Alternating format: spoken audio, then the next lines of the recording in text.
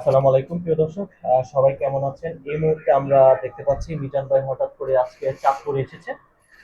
প্রথমে স্যার আপনাকে জিজ্ঞেস করবো কেমন আছেন? আলহামদুলিল্লাহ। আপনি সবাই ভালো আছেন? আলহামদুলিল্লাহ, আমরা সবাই ভালো আছি। আচ্ছা, আমরা দেখতে পাচ্ছি মিজান ভাই আপনার পাশে বসে আছে। তো এই যে মিজান ভাইয়ের জমি নিয়ে আমরা একটা বিষয় শুনেছিলাম, তো কতটুকু কি আগাইলেন আমরা একটু জানতে চাচ্ছিলাম। মিজান ভাই যারা এই মুহূর্তে ফ্যান ফলোয়ার রয়েছেন সবাই জানতে চাচ্ছেন, যদি একটু ক্লিয়ার করতেন।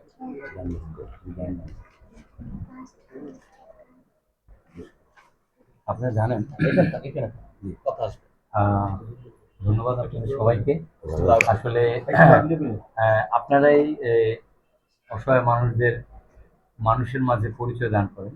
তো এটা সত্য যে মিজান ভাইয়ের কথা যখন আমরা জানলাম, আমি তখন আমি নিজেই উদ্যোগ নেই। আমার ছোট ভাই বাঁধন আমাকে জানায়। তো আমি চিন্তা করলাম যে উনি যেহেতু এত মানুষকে আহ, স্বল্প খরচে খাবার টাবার পরিবেশন করে, তো চিন্তা করলাম যে ওনাকেও একটু সহযোগিতা করা। তো ওনার বিষয়টা যখন আমি জানলাম, আমি জেনেই ওনার কাগজপত্র দেখে আমার সাথে অ্যাডভোকেট দেলোয়ার এবং অ্যাডভোকেট শাহিন সহ এবং অ্যাডভোকেট মিল্টন সহ আমরা বসে আমরা সিদ্ধান্ত নিই। ওনার কাগজপত্র দেখে মনে হলো যে উনি পাওয়ার রাখে, ক্ষমতা রাখে। সেই সুবাদে আমরা কাগজপত্র দেখে আমাদের বিবাদী যে যারা আছে এর ভিতরে তাসলিমা বেগম যারা গম, এদের সাথে আমাদের কথা হয়েছে। এদের কাছ থেকে যারা কিনেছে, যে বিক্রি করছে, তার সাথে কথা হয়েছে। সুশীল বাবু নামে, ভাইমচর গন্ডামারার সুশীল বাবু নামে একটা হিন্দু সম্প্রদায়ের, ওনার সাথে কথা হয়েছে। এবং আমরা খুব সহসা এটা বসার একটা উদ্যোগ নিয়েছি।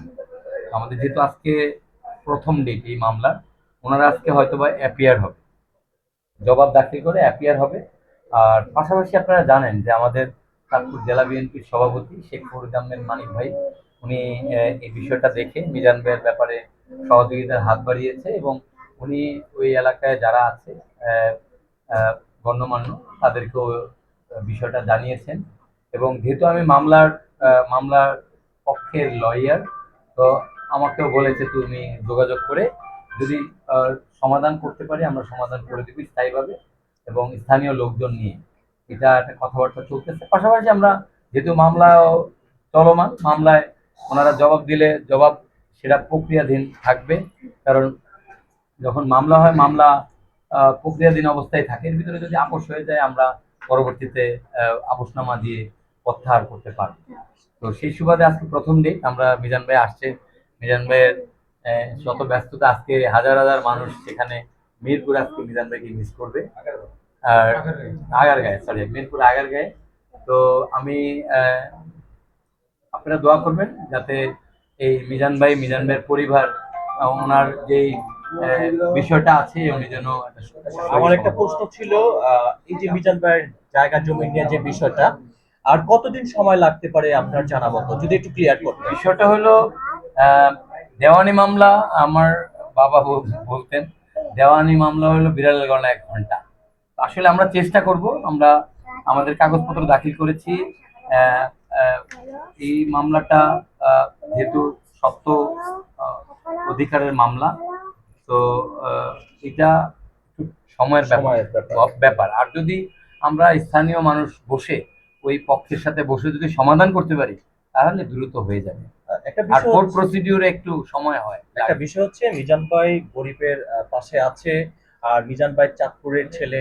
আমরা চাই আপনাদের মাধ্যমে মিজান ভাইয়ের এই যে জমি নিয়ে যে ঝামেলাটা অত দ্রুত সলভ হোক, সেটা আপনাদের মাধ্যমে সেটাই কামনা করছি।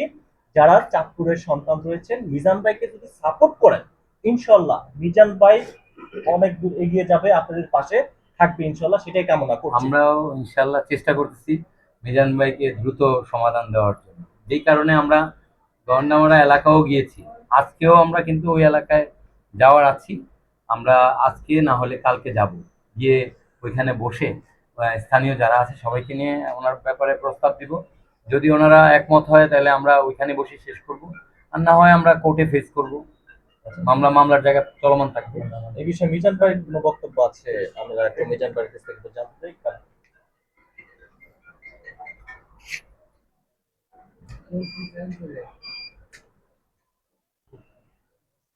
ক্যামেরা ঢুকতেছে, ক্যামেরা ঢুকতেছে।